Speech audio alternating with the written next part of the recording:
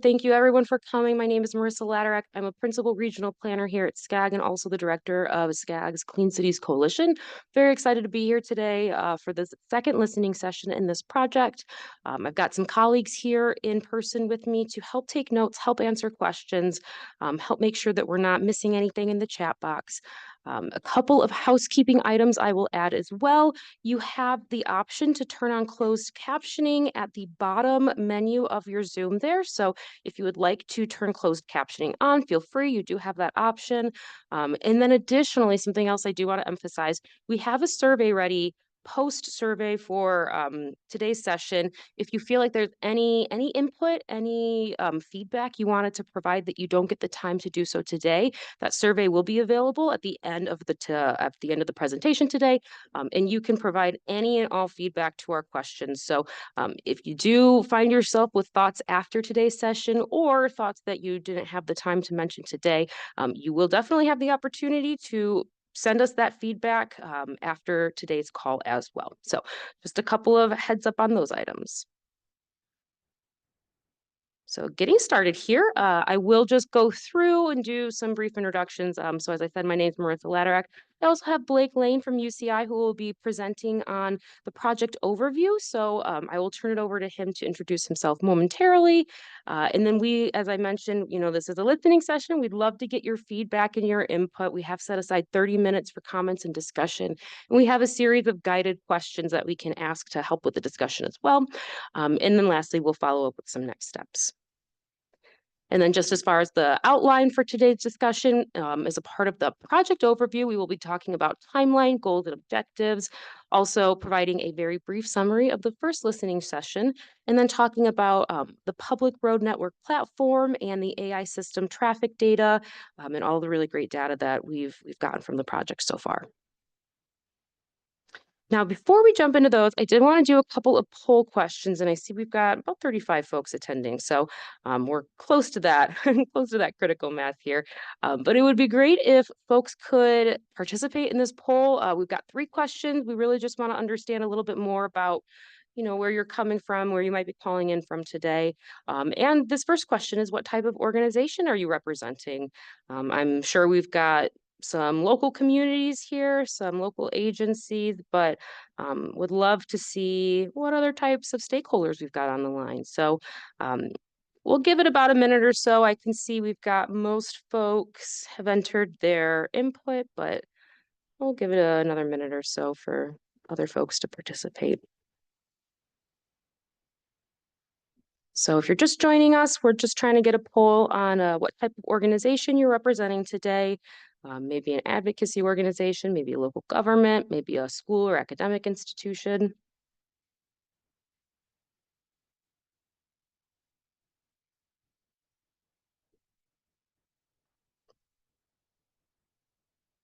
All right, that looks like maybe as much feedback as we're going to get on that one. So Jennifer, if you could end the poll and show the results.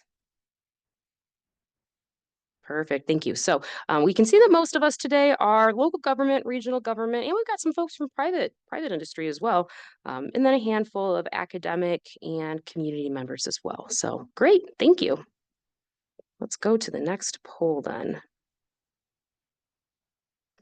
So our next question will be, which best describes where you are calling in from today?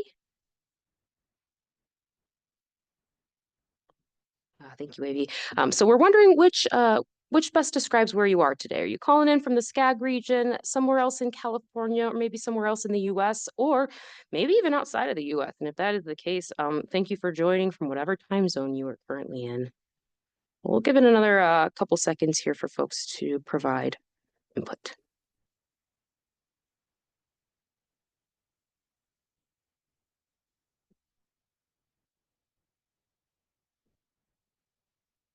All right, I think we can go ahead and close that poll as well. Great, thank you. And as far as the results, we can see most of us are calling in from the SCAG region. That's great, but I do see we've got some folks from elsewhere in California and elsewhere in the US. So again, if you are in a different time zone, thank you for joining us today. And great to see so much representation from our region. So thanks. We'll go ahead and move on to our final poll question. If you're just joining, we're doing a couple of polls here. And our third question, we're curious, what is your experience and familiarity with the use of intelligent transportation systems, or ITS, artificial intelligence, AI, and sensors for transportation projects? Now, you might be very experienced and familiar, maybe a little less so. Maybe you have no experience and you're here to learn today, and that is quite okay too. But we'll give it another couple seconds here for folks to participate. And it looks like most of us at least have some experience, but maybe there's some folks on the call that are really new to this too. All right, we can go ahead and close the poll and show the results. Great, thank you. So, wow, it looks like about half of us consider ourselves slightly experienced or familiar with these technologies, but a good third of us aren't experienced, and that is fine. That's what we're here today to discuss, to learn more about, and to chat about. So, this is a great listening session to be at if you're not super familiar or experienced with the technologies. All right, thank you, Avi, for helping us with that poll. From here, I will now turn it over to Blake Lane from UCI to do the next couple of slides before we jump into the discussion. So, Blake, take it away. Thank you, Marissa, and thank you to the SCAG team for setting this all up and hosting a very nice listening session. We are talking today about a Department of Energy project, one that I've been privileged to serve as the project manager on. Professor Scott Samuelson from UCI is the PI for this project. It's a very team-oriented project, a variety of partners, including, of course, SCAG, others at UCI, Argonne National Laboratory, City of Irvine, and the list goes on. But this is about a 3.25-year project. We've got just under 2 months left. So we're kind of in the finishing stages here. We've got a number of goals. Mostly this is to deploy and assess novel AI sensor technology. We'll talk a little bit more about that shortly to see how we can improve traffic flow, energy efficiency. Really, since this is a DOE project, energy efficiency is the primary focus. But of course, there are other benefits, and we'll talk about safety as well today. I think that's something that's of importance to the attendees of this listening session. So our kind of single target, if you want to boil it down, other than developing a wonderful platform with these AI systems and a map that I'll show shortly, we've been targeting a 15% energy efficiency improvement fleet-wide. So whether vehicles are part of this future of automation or just other traffic in the area, getting a 50% improvement overall. And of course, working with our partners such as SCAG and others to get data out there that might be helpful for other researchers. So the way that we've approached this project, some of the objectives that help us meet these goals, to outfit multiple fleets on the platform itself, and to look at this network, not only in the real world, but also in a simulation platform at UCI and at Argonne National Laboratory to utilize a vehicle dynamometer, and to set up different controlled cases that we can look at how these AI system technologies can improve daily types of traffic, daily maneuvers that everyone makes day in and day out, as that's where we see the best energy efficiency improvement. And then ultimately to scale up the results and see how this might affect a metropolitan region-wide area.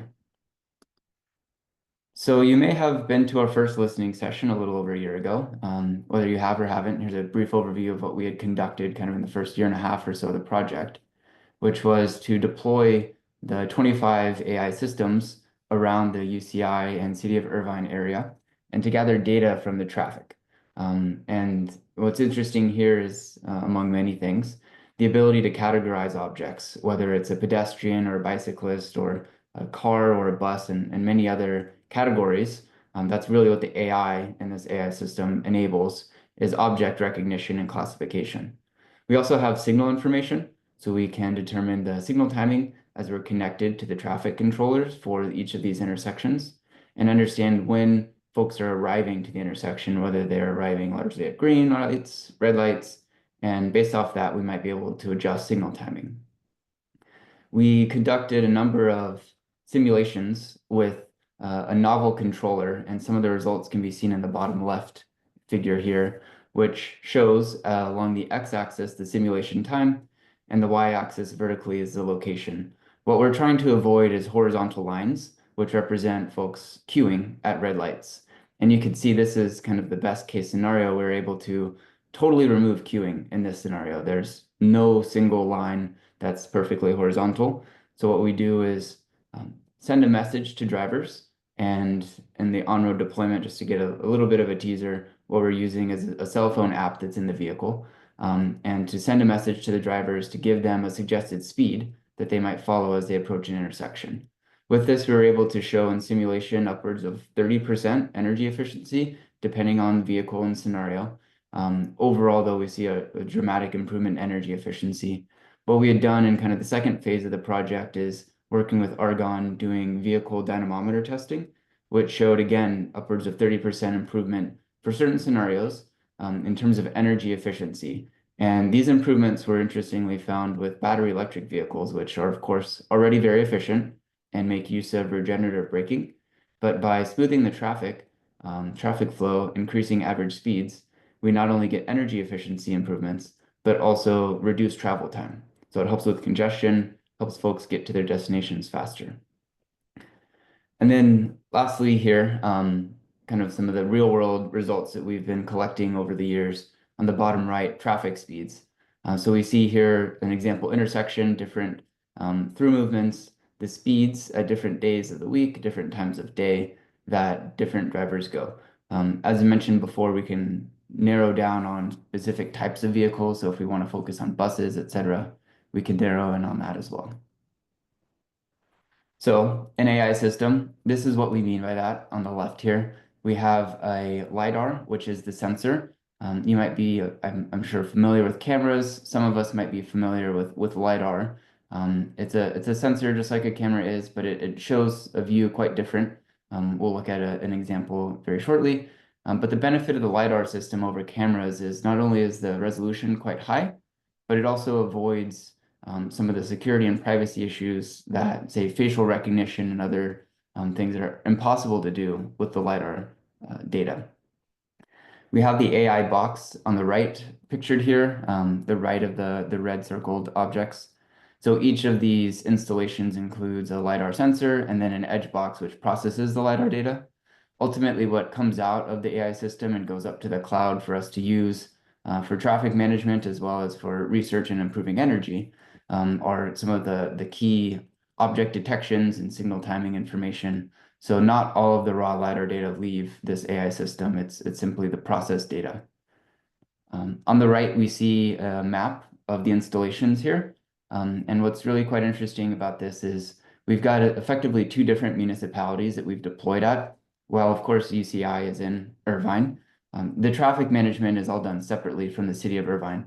So the installations numbered 1 through 9 are all on the UCI campus and managed again by UCI Transportation Distribution Services.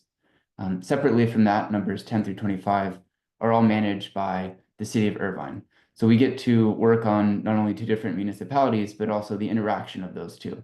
So how do we get the UCI traffic management team to work with the city of Irvine traffic management team and help improve that traffic flow, not just within a municipality, but at the interface of two? Here's an example image of the LiDAR, and I'll state this is kind of a new generation image. We're actually in the process of upgrading one of our installations with this LiDAR system. It's very high resolution, as you can see. I believe it's approximately 4 times higher number of channels, so number of lines here. The key takeaway is, again, to note that we have very high resolution. We're able to see kind of these objects, bounding boxes, kind of wireframe boxes around different objects, such as light-duty vehicles, medium-duty vehicles can be seen in here, kind of on the top right. So different objects are classified according to what they are. We also get, again, pedestrians and others. But we also have the security and privacy, as mentioned before. We're not able to do, for example, racial profiling, things like this, that there are many fears about for having a widespread deployment of cameras, is not possible with the LiDAR data here. But we still get the high resolution and the high accuracy needed for the goals that we have for improving traffic flow and energy efficiency. So some examples of the data that we get from this system are red and yellow light runners. Of course, red light runners being the more severe infraction. These are data that are helpful for the traffic controllers on the city and both in the city and the UCI campus for determining where there are potentially intersections that might be dangerous. Are there specific times of day, not just day of month, but times of day where we might see higher traffic violations, such as these red light runners, yellow light runners as well?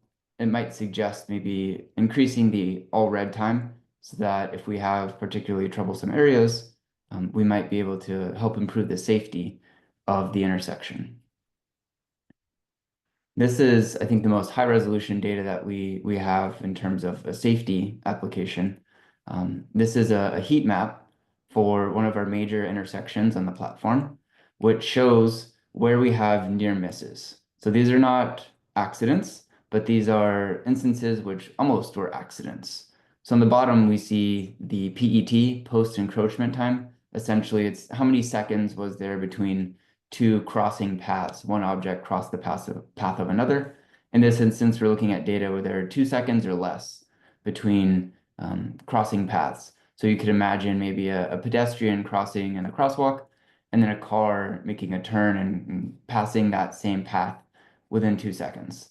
This isn't necessarily, each of these instances isn't necessarily a major safety concern, but what this shows is we have some pretty high instances of near misses, particularly on the bottom right corner, where perhaps we can have some signs to suggest stopping for pedestrians. Again, we can suggest changing signal timing to help avoid some accidents in the future, and other data that the traffic engineers might be able to use.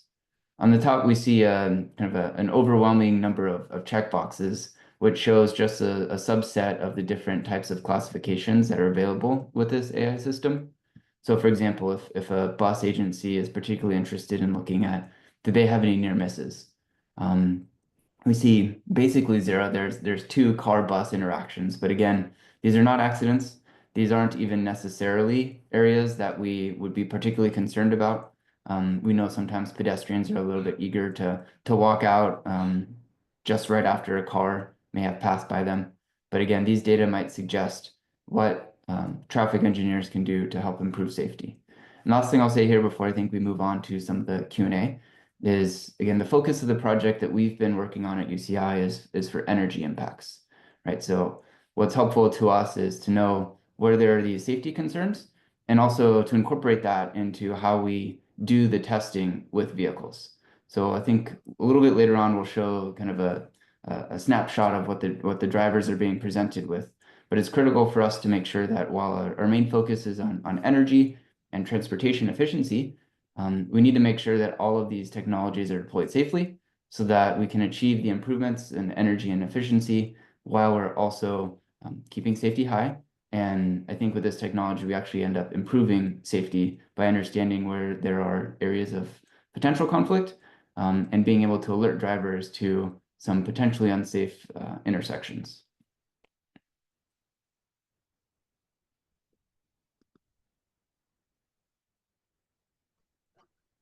Great. Thank you, Blake. I can jump back in here for our comments and discussion section.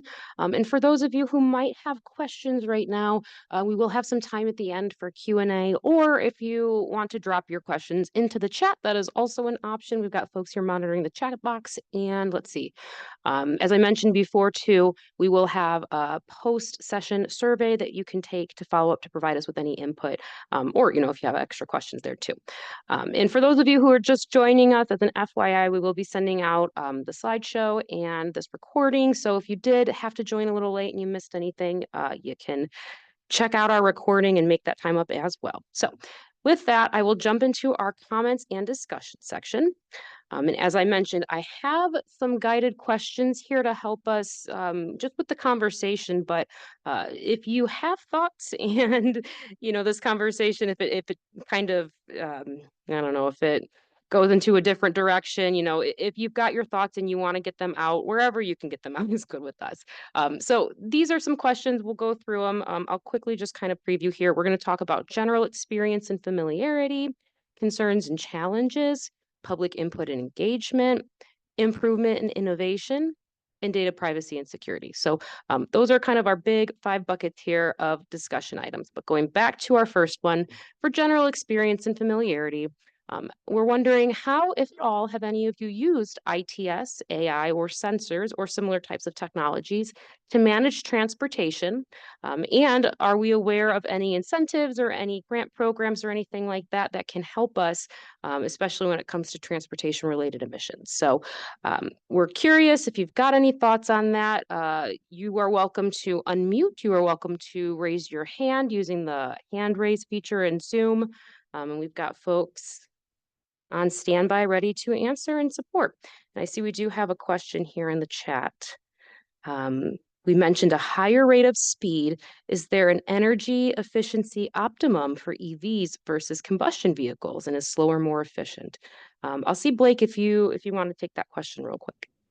Yeah, thank you. That's a great question. This is something that we've certainly thought about. We haven't yet implemented in our deployment of the speed suggestions, but certainly different powertrains would have different optimums and even different vehicles. And depending on the settings you might have, for example, for regen braking for hybrids and battery vehicles and fuel cell vehicles. So it can get quite complicated quite quickly.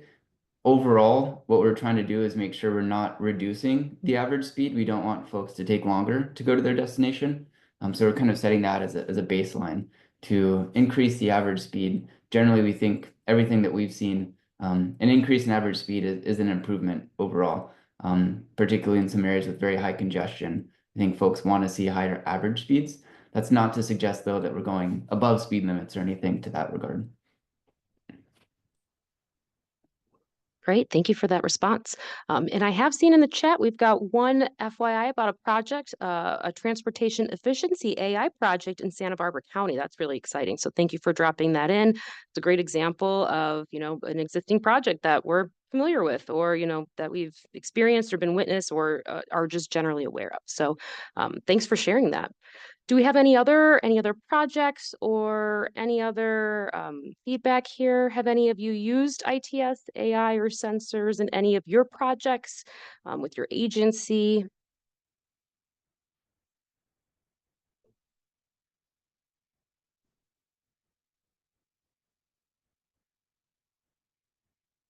All right, and I'm not seeing any raised hands right now.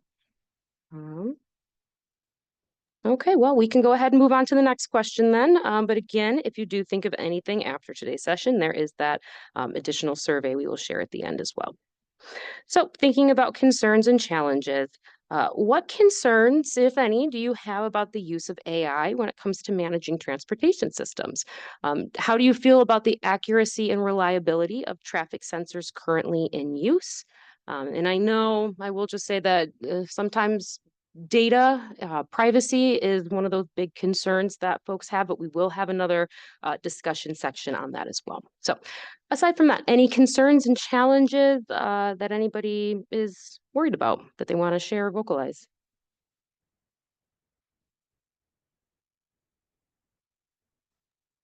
Just to maybe spur some thoughts, there's a wide range of application of AI, I think, in this space. We have applied this, I think, on one end, which is to come up with the data, right, the classification to determine what is this object that's visible to the LiDAR. There's also the application of AI to improve the traffic efficiency, to improve the signal timing based off the data. That's a space that we're interested in, but haven't touched on in this project. There's AI, I'm sure, coming to the vehicles themselves, right? Even outside of the fully autonomous vehicles, there's different applications of AI on the vehicle side as well. So there's a wide range of areas. Curious to see if the attendees, what might be the most interesting to them. And we do have one concern and challenge in the chat. What about the weak link? Are discourteous human drivers? That is an excellent question. Well, that's one of the things that we do hope that automating our transportation systems can help us address, right? Ideally, the more that we automate and make this machine-driven driving as opposed to human driving, I know that there's obviously some things we can do there, and that's a big push that we're trying to get towards. I'll see, Blake, do you have any thoughts on that as well? Yeah, that's another, I think, very important topic. We've had a lot of discussions with our partners at the Institute of Traffic Studies at UCI. A common thing that's brought up is, okay, I get a suggestion to maybe drive a little bit slower than I otherwise would have. approaching maybe a red light so that I can catch the green when it happens. But what about everyone who doesn't get that message and cuts me off? So it speaks to the importance, as you said, Marissa, of making sure ultimately we get to perfect compliance with an autonomous vehicle. That's kind of like the peak improvement we can get. But with a relatively low cost technology of getting a phone app in vehicles, I think it's pretty straightforward to get a relatively high penetration rate of the technology so that the more folks that get this message and see that not only do they spend less on fuel, but they also get to their destination faster and hopefully with better sanity, not stopping and queuing all the time, we should see the ratio of discourteous drivers decreasing. I love it. And that's what I hope for too. All right. Do we have anything else in the chat or any other? I don't see any hands raised, but do we have any other concerns or challenges before we move on? I'm curious about, so for sensors, it's another thing. We're using LiDAR, right? But I think what's maybe most common is the in-road inductive loops. These are things that are relatively cost effective, especially if you already have to do some road maintenance and can get them in easily. Are these things that folks on the call have um, seem to be very efficient and accurate? Is there any dissatisfaction with that to look to something that's, more advanced, if you will, like a LiDAR?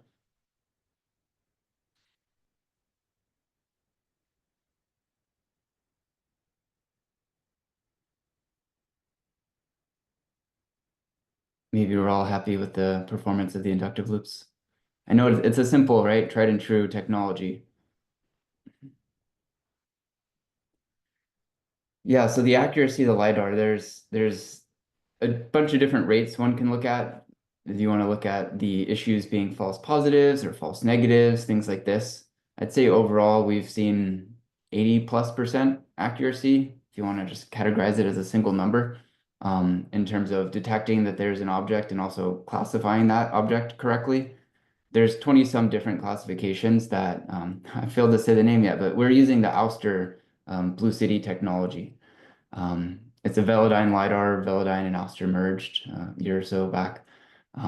This is something that has been quite accurate for us in terms of not only detecting an object, but also classifying it.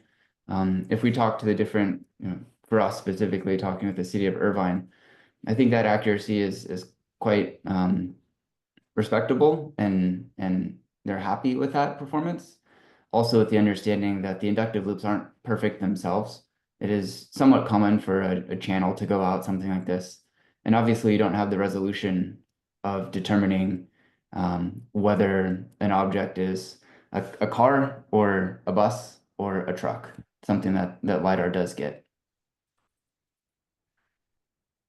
So bikes and pedestrians, yeah, these vulnerable road users are something that's very important, particularly for the safety aspect, and it does have an impact also on efficiency in terms of who do you prioritize, and getting a call for a pedestrian or cyclist can dramatically shift the phasing for the on-road traffic, cars and buses, etc. So I think something that would help the safety for these vulnerable road users, but really everyone, is seeing whether there's a car that's approaching an intersection at what could be a safe speed, but is clearly approaching a red light, something that suggests this person is about to run a red light. And then sending a message again through an app. I think that's the most easy to disseminate and get around to folks, to say just an alert saying, hey, someone's approaching and it looks like they're going to run a red light. Proceed with caution. One of the applications in this space that Ouster had done, not with us in this project, but separately in another installation, was providing a driver in an area where there's a lot of on-road parking, so like on the side of the road parking that blocked cyclists. And so we were able to see the kind of a warning. In this instance, it was actually in the instrument cluster of the vehicle, to say there's a cyclist coming, you may not be able to see it, proceed with caution. So even if you have a green light, to make sure that you're going safely. And if you maybe tend to do a California stop to make a right on a red, to make sure you actually do stop. and look for these vulnerable road users. Yeah, how do you know to send a message? So we're actually merging the data from the AI system with GPS data. So each of the phones that has this app installed, of course, also has GPS information. So with that, we know which intersection the vehicles in this project are approaching. So if we see, for instance, at a particular intersection, a potentially unsafe driver coming, we can kind of set a geofence around, say, maybe 300 meters or something like this, to see that this is something that should be broadcast to all those with this app, regardless of their approach. We could fine tune that more. Again, that hasn't really been the focus of this project, but I think it's something that lends itself nicely with the technology. Great, thank you so much. And I think we're caught up on the chat questions now. I'll briefly ask any other thoughts on concerns or challenges before we move to the next slide.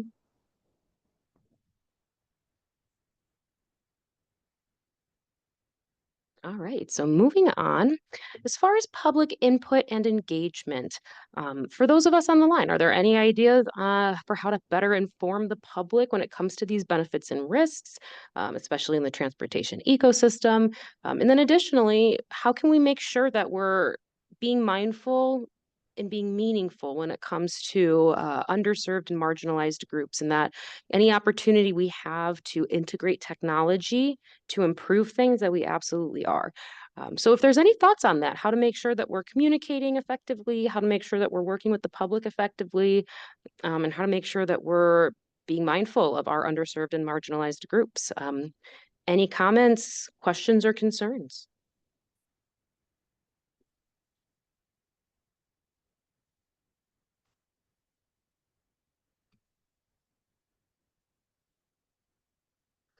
I don't see anything in the chat or any raised hands. And maybe something else to consider, I suppose. If any of the folks on the line have or do work at an agency where this type of technology integration has occurred, have you done any public input and engagement? And how has that gone? Oh, and I do see we've got a question in the chat. I wonder if AI can use signal, existing sensors and cameras to perform bike and pedestrian counts. Oh, yes, they definitely can. I will see if Blake has any thoughts on that, but I know that that is something that is one of the options with the technology. Yeah, certainly. The AI again is quite broad in terms of what can be done. It would be a different image processing algorithm, if you will, to do that. If we could also, of course, train it specifically to look for bikes and pedestrians separately, with the camera footage. I know different cities use this, right? Even many of the intersections in the city of Irvine use the cameras that are at nearly every intersection, to place the calls for the signals. So yes, we have inductive loops. Those are largely used for the advanced detection for extensions of the signal, but actually the placing of the calls is already done, with cameras. So I know that's a little bit, it's different from the counts, but many uses of AI image processing, different names for somewhat same goals, already being done, and I'm sure it's done elsewhere as well. Great, thanks. And there's another item in the chat, and this is an excellent point. I consider this the biggest challenge since there's a lot of misinformation about AI. It does feel like it can be invasive. Do we have any ideas to overcome that perception? That's just such an excellent point. That's part of why we're doing this listening session now.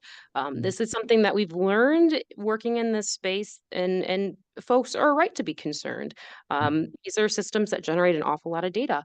But I will say that, there is a lot of time and consideration put into making sure there's nothing identifiable in those data sets, that everything is anonymous. So there are data related best practices that we can encourage folks. And, as our role as a regional agency, we can encourage our stakeholders to look into those things too. But you are absolutely right. That is something that we have to constantly try and battle, is that misinformation about AI. And part of what we do to accomplish and achieve that is having these types of listening sessions and really focusing on that kind of engagement that lets us have these conversations and address the misinformation. But of course, if there's any other ideas from this group about ways that we can be better overcoming that perception, ways that we can be communicating with the public to help, please let us know. And then related to this question I see in the chat also, I wonder if AI has trouble picking up people of color or similar could be another concern to follow. Absolutely. I know Blake had mentioned that the project technology does not record those types of data at this time, but that is another concern, another challenge that folks have with AI and something to be mindful of too. Yeah, so the cameras, of course, can see the color, and depending on the lighting conditions, that could be more challenging. For the LiDAR, the skin color in general doesn't have an impact on the effectiveness of getting the data, right? What does more so is whether an object has a perfectly mirrored shiny finish compared to a more matte finish. But even still, it's not like one is seen better than the other. It's just comes back with a different intensity that we might be able to make use of. So it's something, for example, emergency vehicles, right? I know that they have a very well tested with, I believe, IR to get right away through intersections in a time of emergency. Something could be done with the LiDAR as well, with a particularly reflective device and understanding that. But in terms of accuracy and reliability of detection, skin color is not an issue for LiDAR. Good to know. Oh, and then another one too. Can you share some information about the real-time latency of the system for detecting objects, processing the data, and sending messages? Wonderful question. That's as are all of these. This one's very timely though for us, as this is what we're kind of working on at the moment. Not in terms of the latency of the data, but in terms of the sending the data and processing, our processing for the energy impacts. What we've seen from the Ouster system is we have anywhere from a zero point 0.1 to 0.2 second latency between when the time frame of the LiDAR, which is effectively real time because this uses kind of electromagnetic radiation, right? So the latency associated with being detected by the LiDAR is essentially zero.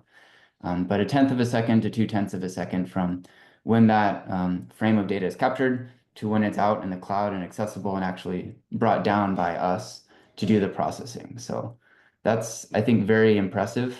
Certainly for our energy impacts, fraction of a second is certainly plenty.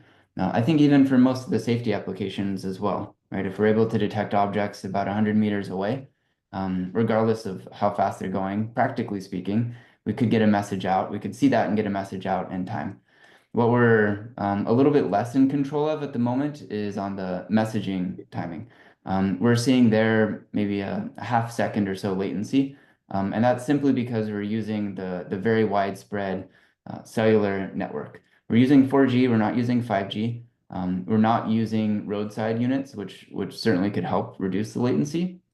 But the reason why we're interested in the cellular is since it's so ubiquitous. And I should say this is general cellular. This is not cellular V2X messaging, which is something we're interested in as well that could reduce latency. But overall, when you add it up together, we're on the order of a half a second of latency. And for us, at the distances that we're working with, and of course the speeds that we see on road, that's plenty sufficient for us for energy. When you're talking about safety, sending a pretty generic message of we see a car coming that's coming way too fast, approaching a red, approach this intersection with caution, that works well. We're not talking about maybe avoiding a rear end collision with two cars at one that's trailing another. Half a second of latency in that instance might not be acceptable. But again, that's not what we're focusing on with this project and really with the technology.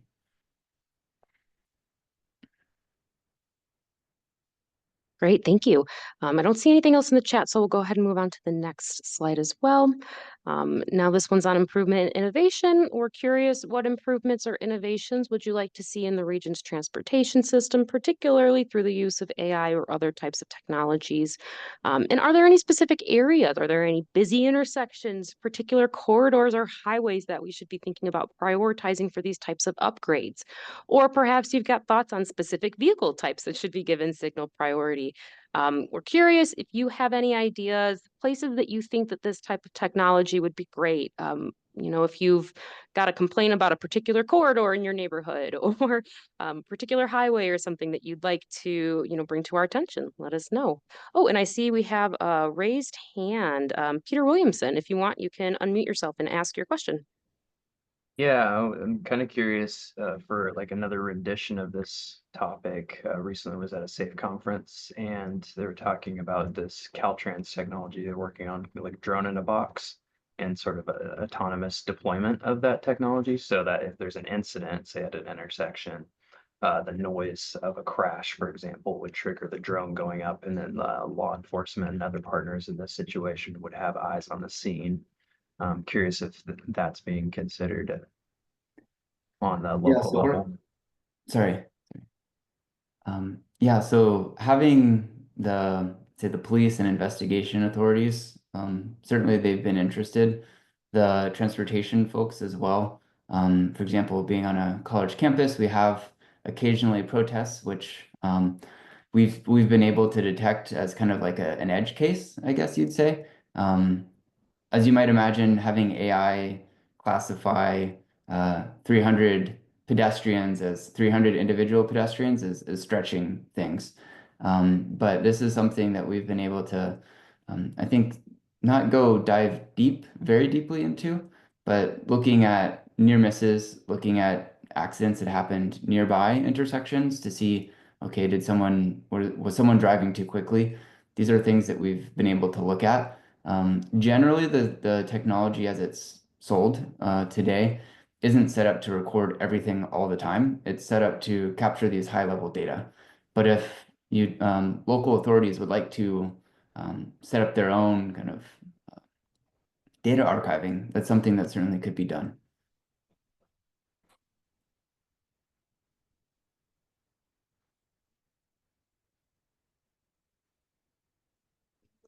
Great. Thank you, Blake. Are there any other thoughts or questions or ideas when it comes to improvement and innovation, or any priority areas we should be considering?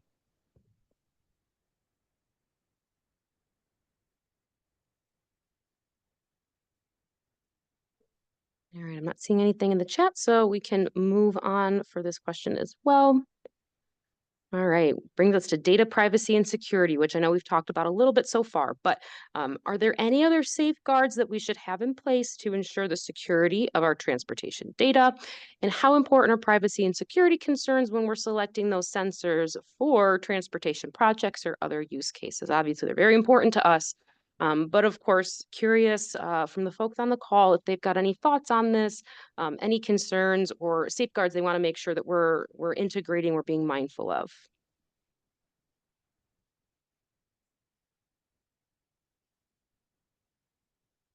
I know those are specific questions, so of course, if you have other thoughts just on data privacy and security, feel free to share them.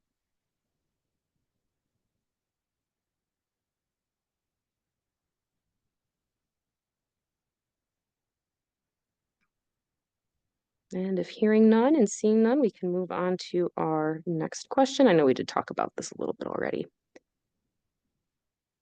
All right, and then vision for the future. This is similar to what I just asked. Do we have any areas we would like to prioritize? But going above and beyond that question, are there any specific outcomes that we would like to see in the future when it comes to these types of projects? Maybe they're reduced congestion, lower emissions, improved safety. Probably a given we want to see, all of the above. But are there any other thoughts that, any other things we want to make sure we prioritize as outcomes for these types of projects? And then additionally, do you think that we should be considering similar pilots or similar projects in other cities, other communities? And then again, if you've got any ideas about places that we should prioritize, are there any study areas that would be of particular interest, or again, any corridors or intersections, any places in particular that you think we should look at, let us know.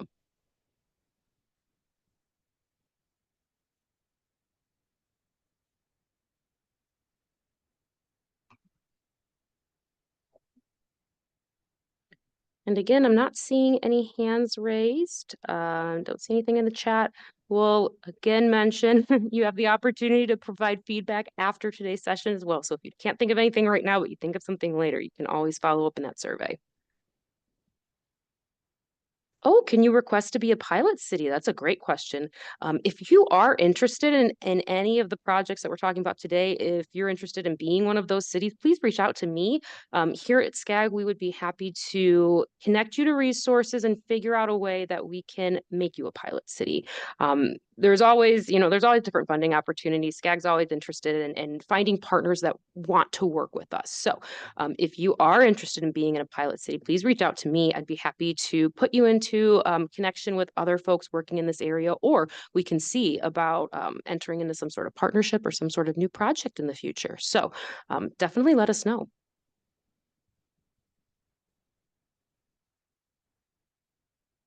All right, and I'm not seeing anything else, so we'll move on to our next questions. Now, yes, my contact info if you are interested in being a pilot city for the technology, my contact info will be at the very end of the slideshow here, and we will send out the slideshow with the recording as well. So you have that information, and I'll be getting to that slide here shortly, and it has Blake's contact info as well too. All right, and just before we wrap up here and go into our next steps, we do have a couple of questions for any of the transit operators that are on the line. Now, these are a little bit more technical, and I'm not sure how many operators we have on the line, so I'll go through them kind of quickly. But of course, we want to make sure that if there's an opportunity to capture some of this more technical feedback that we do. So for any of my transit operators on the line, the next couple of questions will be for you. We're curious if you've used ITS or any other technologies that you've integrated into your transit operations so far. Have there been any tools in particular that are helpful? And then are there any new technologies that you've introduced that might have added complexities to the process? And I see we have a raised hand from Victoria. Hi. So I work for a transit agency in Long Beach, and we have a pilot that is at the bus stops because we encounter a lot of people that park in the red curb and makes it difficult for buses to come in and out. So we're using it to actually call law enforcement to move us or our owner to move those cars. But that's the extent of it. We don't have it in the buses, it's at the stops. Got it. Thank you for sharing. That's good to know. And we can follow up with you afterwards too. I'm very curious in that project. And I see we've got something from Peter as well. Wonderful. Almost 4 million awarded to Innovative Transit in Santa Barbara County too. That is fantastic. Thank you for sharing that link with us as well. Got some good examples here. Oh, yes. Nice. For the bus rapid transit line. Wonderful. All right. Got some good examples here. Continue to let us know in the chat just quickly about reliability and concerns. If there's been any incidents or situations where AI or traffic sensor data might have been causing more problems than benefits. We're curious about those as well. And then two, if there's any training programs that we can be looking to, we'd love to hear about those as well.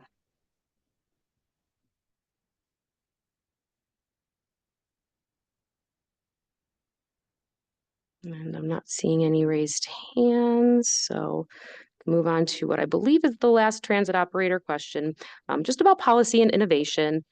Curious if there's been any legal or regulatory hurdles that folks have run into that might make it difficult to implement these technologies, or are there any other emerging technologies you'd like to see implemented in your transit operations?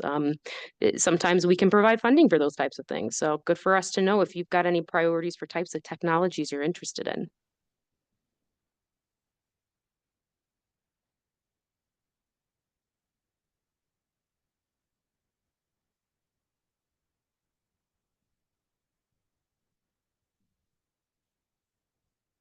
All right, I'm not seeing anything in the chat, but again, No hands raised, no chats.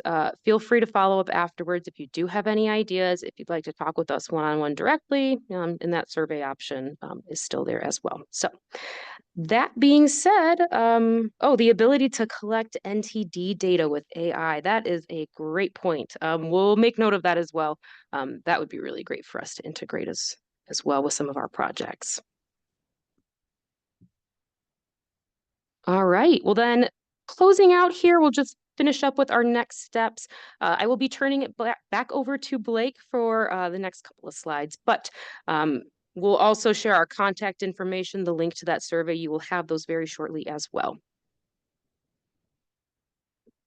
So this slide outlines a couple of the project next steps, things that we're actively working on at the moment. So the first is the on-road testing, as mentioned before. So this is all being conducted with human-driven vehicles, with a phone, with an app that's been developed by our partners at Argonne National Lab. You can see a screenshot of that app on the right.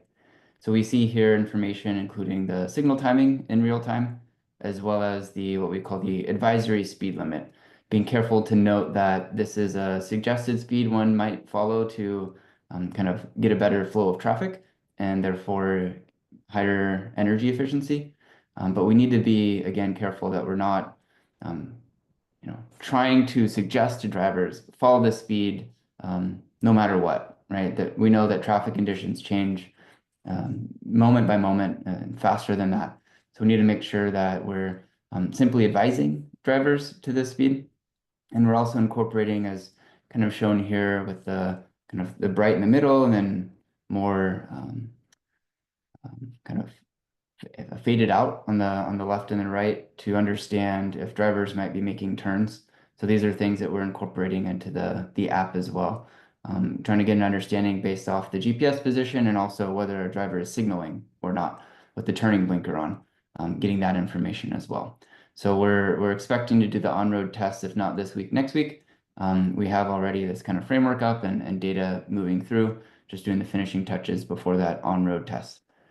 And then in parallel, we've been also working with another team at Argonne National Lab using some of the very rich data set that SCAG has graciously provided to us as part of this project for a metropolitan region-wide, including 5, I think 6 maybe counties of data, millions, I think it's about 16 million population of this area, LA and Orange counties among others. So a very large area, the largest that's been deployed using the Argonne Polaris tool, an agent-based model, which allows us to model not only the on-road traffic, but also to the degree that we can separate out folks that will drive with a personal vehicle from a rideshare program, from transit operation, rail, etc. Unfortunately, not a whole lot of rail in this area, but it's still somewhat an option in certain spots.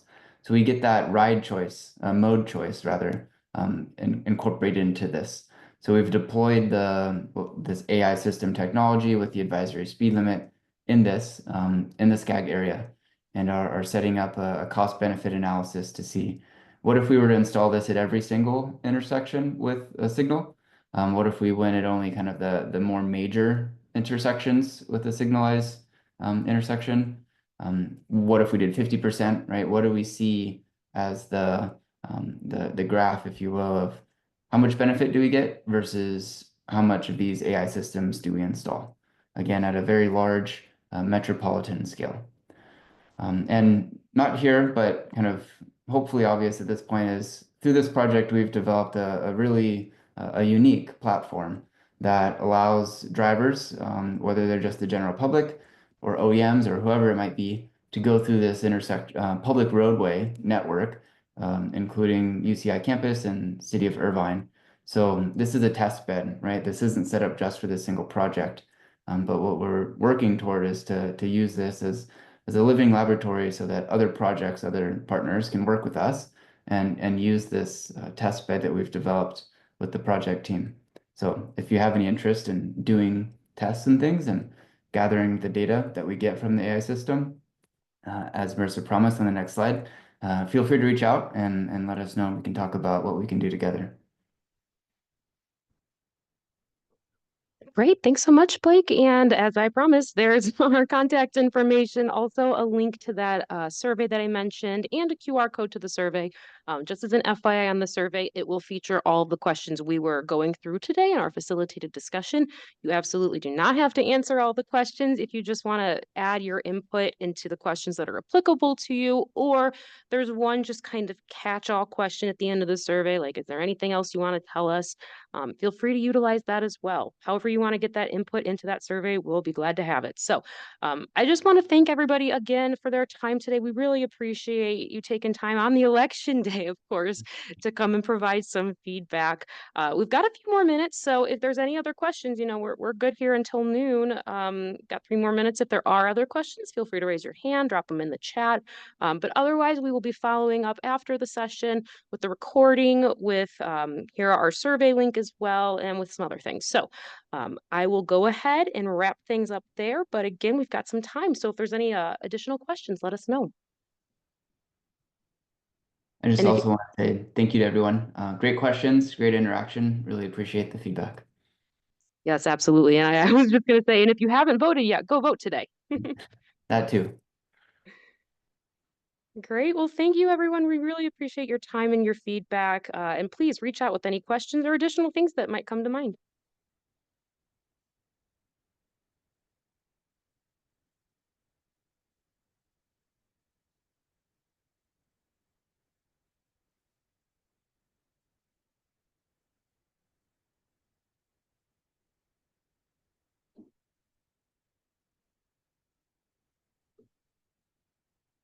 Well, thank you, Marissa. Beautiful job hosting. And thank you Okay. again to the SCAG team. Very well run. Absolutely. And thank you, Blake, and thanks to the UCI team. And absolutely to that one chat comment. We will be sending out the recording so you can get access to that too in case you had to join a little late.